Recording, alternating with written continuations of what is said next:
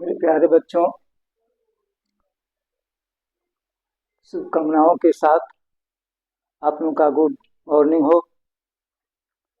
आज class 11 subject math chapter 1 topic 1.10 समूचे प्रश्न क्रियाएं यानी समूचे प्रश्न क्रियाएं operation on sets. Operation on sets में आपके आते हैं प्रयोग मतलब पॉजिटिव, अंतर यानी नेगेटिव यानी डिफरेंस इसको कहते हैं, गुणा और भाग। सम्मिलन में आपको समूचे में सम्मिलन इस प्रकार है, इसे यूनियन पढ़ा जाता है। सम्मिलन हिंदी में सम्मिलन, ऐसे इसके यूनियन पढ़ा जाता है। ये सर्वनिष्ठ होता है, इसको इंटरसेक्शन पढ़ा जाता है, और ये अंतर है जिसको डिफरेंस पढ़ा जाता है। फिर एक बार देखिए, इसमें 4 बातें आते हैं। यह योग्य यानी प्लस, अंतर यानी माइनस, गुणा और भाग। ऑपरेशन के अंदर, समूचे ऑपरेशन के अंदर इतने हैं। हाँ, अब इसमें संक्रियाएं में सम्मिलन यानी यूनियन, इसको यूनियन पढ़ा जाता है। सर्वनिष्ठ यानी इंटरसेक्शन, अंतर यानी डिफरेंस। अब ये देखिए, यहाँ पर A equal to A B है, B equal to A B 3 4 है। हाँ, तो ए बी 3 4 है, तो ए यूनियन बी अगर आपको निकालना हो, ए यूनियन बी, हाँ, तो आप दोनों में से लीजिएगा, रिपीट नहीं करना है केवल। तो यूनियन बी, ए बी भी लिखेंगे और 3 4 भी लिखेंगे। सांकेतिक रूप में इसे लिखेंगे, ए यूनियन बी बराबर हो जाएगा X such that X belongs to A या एक्स बिलोंग्स टू बी, दोनों में रहेगा ये। और वेन डायग्राम में यह पूरा का पूरा आ जाएगा और यू के अंदर स्थभाव्य करेगा घर्षण में। हाँ, और ए का एलिमेंट बी का एलिमेंट माने दोनों का एलिमेंट मिलता जुलता है, इसलिए वेन डायग्राम में होता है। हाँ, तो इसे आप ए यूनियन बी पढ़िएगा, और यूनियन का मतलब कि दोनों में से एलिमेंट लिया जाएगा। आप अपने से भी इसको और एग्जाम्पल के साथ समझ सकते हैं। ए यूनियन बी परीक्षा में आपका बराबर आएगा। इसमें से आप अपने से भी चाहे जैसे भी है आप ले सकते हैं, समझ सकते हैं। ए यूनियन बी, हाँ, ए यूनियन बी को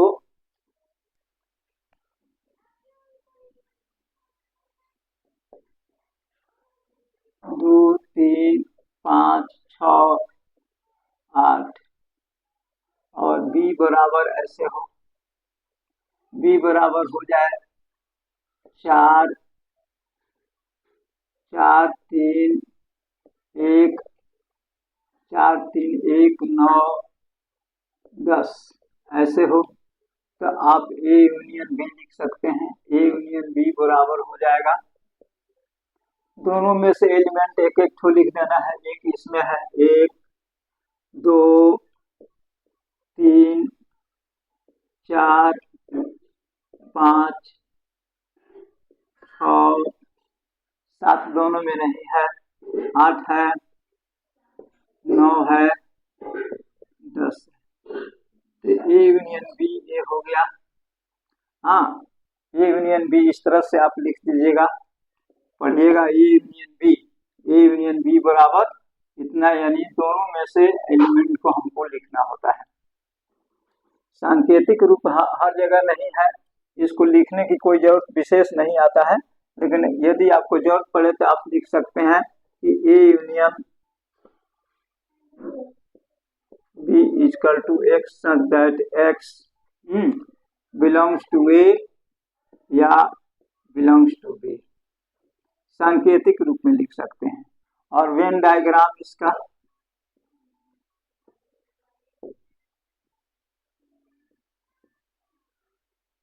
वेन डायग्राम में आप बना सकते हैं इस तरह आयत। ये हो गया आपका यू, ये हो गया आपका ए और बी, ए और बी में टोटल एलिमेंट इसमें है, तो आप इससे कलर कर सकते हैं, कोई दिक्कत नहीं है।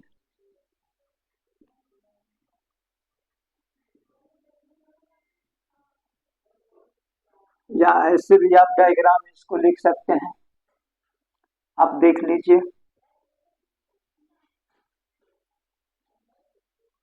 डायग्राम ऐसे भी बना सकते हैं, ए हो गया, ए बी हो गया, ऐसे भी डायग्राम बन जाएगा।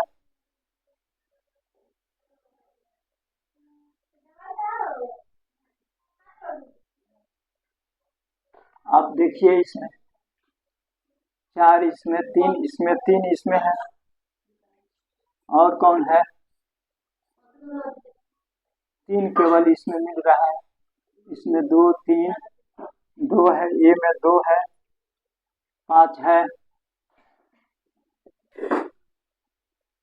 2 है, 5 है, 6 है, 8 है, इसमें 4 है, 1 है, 9 है, 10 है। इस तरह से भी आप ए यूनियन बी आप निकाल सकते हैं,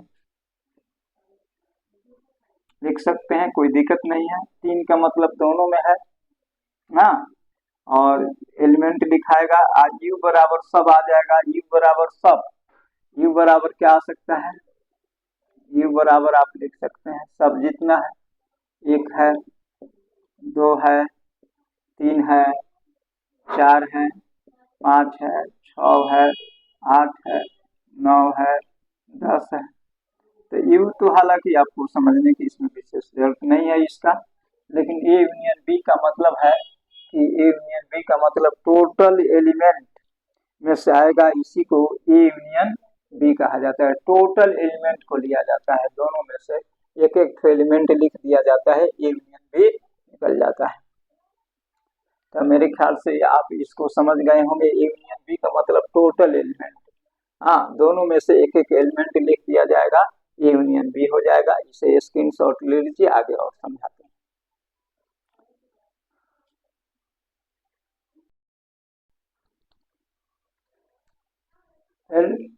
हम लोग को प्यारे बच्चों पढ़ना है इंटरसेक्शन ऑफ सेट्स, यानी इसको नीचे में जो मुंह होता है उसको हम कहते हैं इंटरसेक्शन।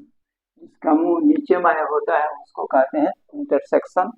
और इसमें आप देखिए, ए बराबर है 0, 1, 3, 5, बी बराबर है 0, 2, 4, बी बराबर है 0, 2, 4। तो इसका ए इंटरसेक्शन बी हमको निकालना होगा।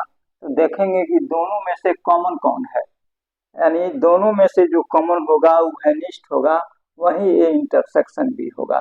तो 0, 1, 3, 5, 0, 2, 4 में कॉमन आप देखिए केवल 0 है, यही होगा ए इंटरसेक्शन बी। इसको डायग्राम में इस तरह से लिख सकते हैं, ए इंटरसेक्शन बी यानी केवल जो दोनों में होता है वही ए इंटरसेक्शन बी होता है। ये आपका डायग्राम दर्शाता है। डायग्राम ये दर्शाता है कि ए इंटरसेक्शन बी यानी ए और बी जो एलिमेंट ए और बी दोनों में होता है उसी को हम कहते हैं ए इंटरसेक्शन बी। दूसरा एग्जाम्पल है 0, 1, 3, 5, 2, 4, 6, 8।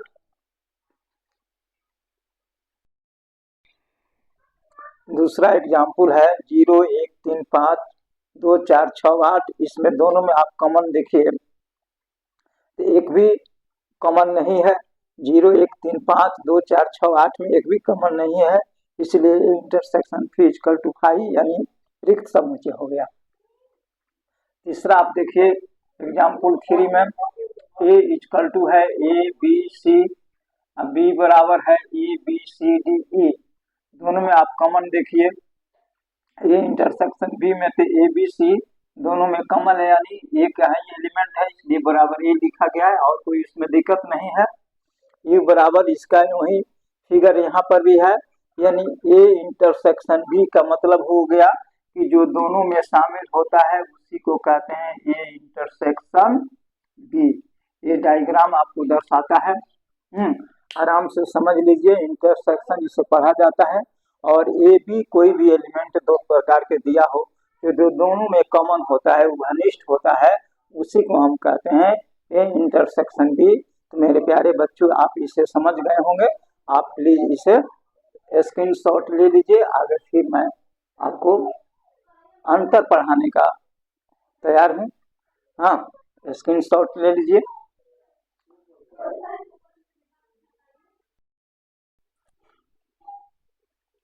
तीसरा नंबर में डिफरेंस ऑफ टू सेट्स है, यानी दो सेट्स दिया गया है। जैसे मान लीजिए कि A equal to 1 4 7 10, B equal to 2 4 6 8 10 है।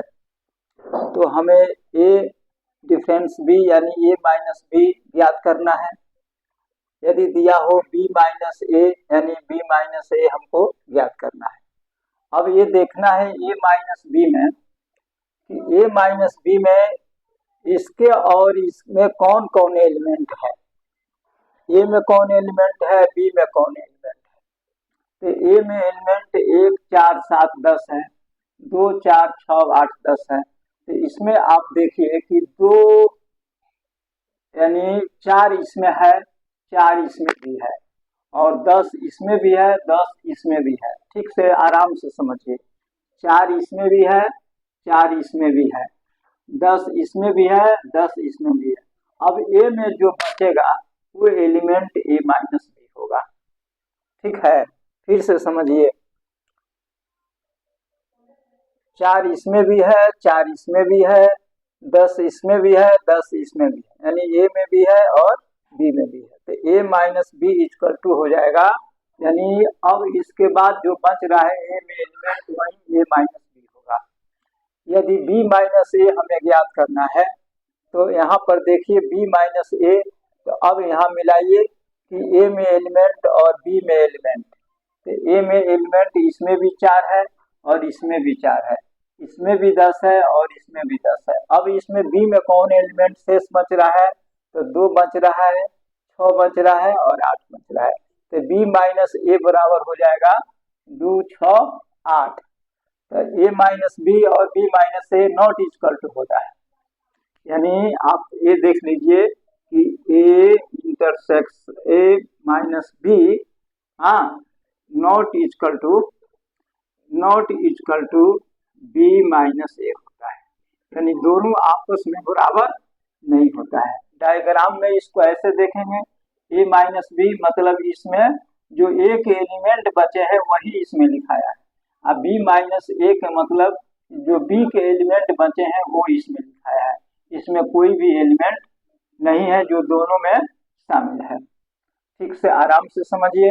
हाँ, डिफरेंस ऑफ टू सेट्स, हाँ, ए इक्वल टू 1 4 7 10 है, हाँ, बी इक्वल टू 2 4 6 8 10 है, हाँ, ए माइनस बी यानी डिफरेंस ऑफ टू सेट्स हमको ज्ञात करना है। तो ए माइनस बी, तो देखेंगे कि ए और बी में कौन कौन एलिमेंट मिला हुआ है। दोनों में अगर मिला यानी उभयनिष्ठ है तो जो उसके बाद जो शेष बचता है ए में वो एलिमेंट ए माइनस बी में लिखा जाएगा। और बी माइनस ए अगर ज्ञात करना है तो दोनों के एलिमेंट को उभयनिष्ठ देख लेंगे, इसके बाद जो बी में बचेगा वो एलिमेंट को हम लिख देंगे। तो इसमें बच रहा है 1 7, इसमें बच रहा है 2 6 8।